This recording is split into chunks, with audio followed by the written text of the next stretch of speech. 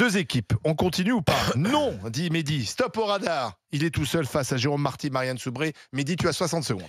Plusieurs exemples pour les radars. Le premier exemple, c'est quelque chose que j'ai lu il y a quelques jours sur le tronçon Lorient-Roscoff en Bretagne, 9 radars en 150 km. Bon, machine à cash, scandale sur scandale. C'est un ras-le-bol fiscal déguisé qui n'arrête pas de croître chaque année. Moi, il y a un truc qui me tue et qui m'a vraiment énervé.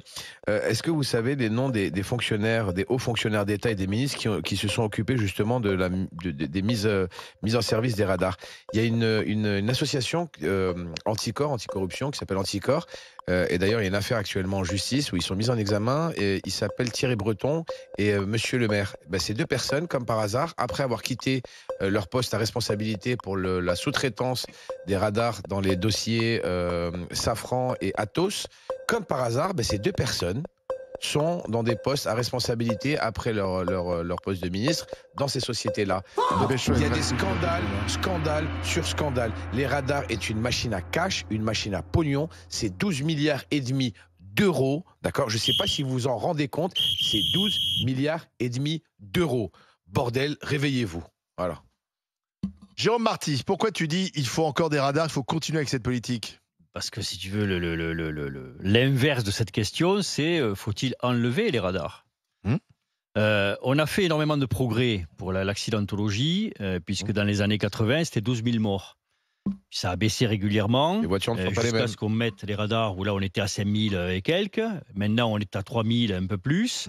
Donc on a gagné 2 000 vies. Sachant qu'il y a de plus en an, plus de voitures en circulation. sachant qu'évidemment, il y a eu les progrès d'infrastructures routières, il y a eu les progrès des voitures, les airbags, enfin, tout ce qui est appareil de sécurité dans les voitures. Pas pour les airbags. Donc ça a fait énormément de progrès. Mais on doit reconnaître, si tu veux, que les radars ont modifié le comportement automobile. Et en particulier, moi, il me semble que le plus efficace, c'est les radars de tronçon, quoi. C'est-à-dire le radar de tronçon, il y a eu un radar à un point A, un radar à un point B, et on va calculer ta moyenne entre ce point A et ce point B. Les radars qui calculent les vitesses moyennes. Ça peut être sur 20 km, et à ce moment-là, tu fais respecter la vitesse sur ces 20 km qui peuvent être des kilomètres dangereux.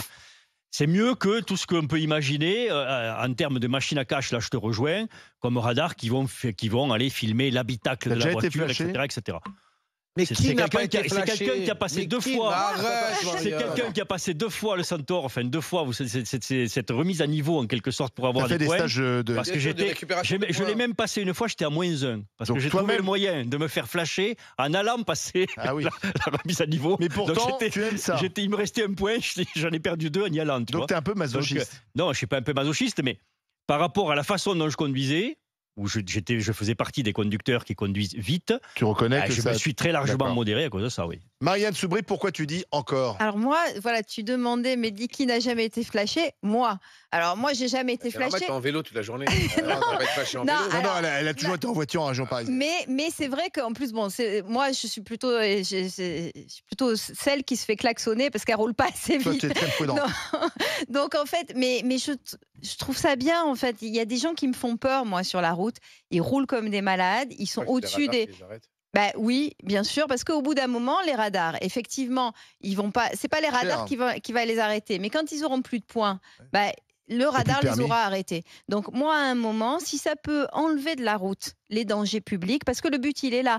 Tu as raison, il y a certains radars qui ne sont mis là que sur des lignes droites, par exemple, où il n'y a aucun danger, et ça peut être assimilé à des machines à cache. Le problème, c'est que la plupart des gens perdent point après point, c'est-à-dire c'est des petits excès de vitesse.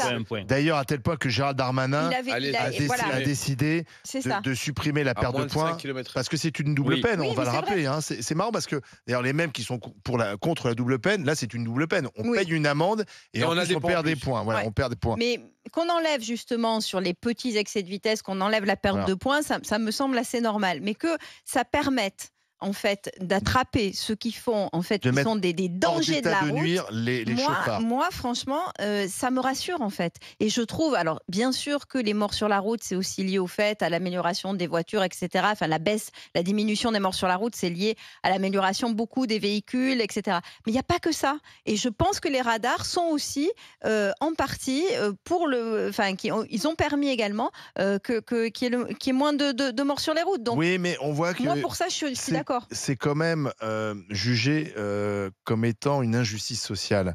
C'est pas pour rien que lors de la crise des Gilets jaunes en 2019, les Gilets jaunes s'en sont pris au radar. Près de 75% des radars fixes ont été détruits, endommagés par les manifestants. Mais pourquoi une injustice sociale là-dessus? Parce qu'on est tous égaux sur la route. On n'est pas tous égaux. Parce que quand tu as les moyens de vivre pas loin de ton lieu de travail, dans les centres-villes, etc., effectivement, tu es moins dépendant de la voiture. Oui, donc, mais tu peux respecter les limites. Si tu perds un point, etc. Oui, mais plus tu passes du temps sur les routes, plus tu as de risques de te faire flasher. C'est quand même un peu automatique. Et donc, c'est vrai que quand tu perds ton permis en race campagne, eh bien, tu perds tout. Tu perds ton emploi, mais tu es flashé, en fait, si tu respectes pas les limitations. Oui, mais ça, c'est l'argument qu'on sort toujours, sauf que tu sais très bien que, en plus, tu te fais avoir parce que parfois, tu es moins vigilant, parce que, en plus, parfois, on comprend rien. On passe de 90 à 70, on repasse à 80. Et tu perds un point à cause de ces modifications. Il y a des radars qui sont quand même vicieux, qui sont placés pour piéger. Donc, moi, je veux bien l'argument de dire oui, mais si tu roules correctement, bien sûr, mais plus tu roules, plus tu risques d'être flashé. Et les gens qui roulent beaucoup, c'est les gens qui ont besoin de leur voiture pour bosser, qui habitent loin de tout. Et donc, socialement, je pense que le radar est assez injuste. Voilà, moi, c'est mon point de vue. Je comprends pourquoi les Gilets jaunes avaient pris pour cible les radars. Il y a quelque chose que j'ai jamais compris. Quand j'ai commencé à exercer comme avocate, on avait ce qu'on appelait le permis blanc. C'est-à-dire que les gens pouvaient avoir ce qu'on appelait un permis blanc qui leur permettait de garder leur travail. Oui, mais je n'ai jamais compris pourquoi on l'avait supprimé. Tu vois, donc ça fait partie aussi des pistes de réflexion. À un moment, effectivement, tu peux pas à la fois perdre ton travail parce que tu as perdu tous tes points. Et la deuxième injustice, c'est qu'au départ. La deuxième injustice, c'est qu'au départ.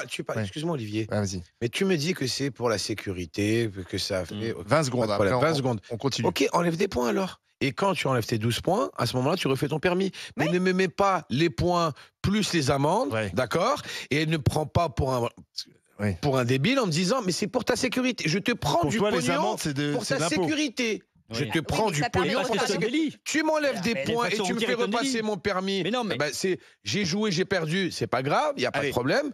Mais ne me fais pas la double peine et prends-moi point pour un jambon. Voilà, c'est tout. On va faire le point sur la consultation très rapidement et on continue la discussion de ce match.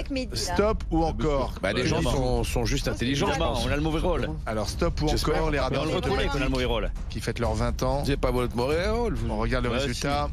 Et c'est donc 84% stop. Il y a Marianne et Jérôme.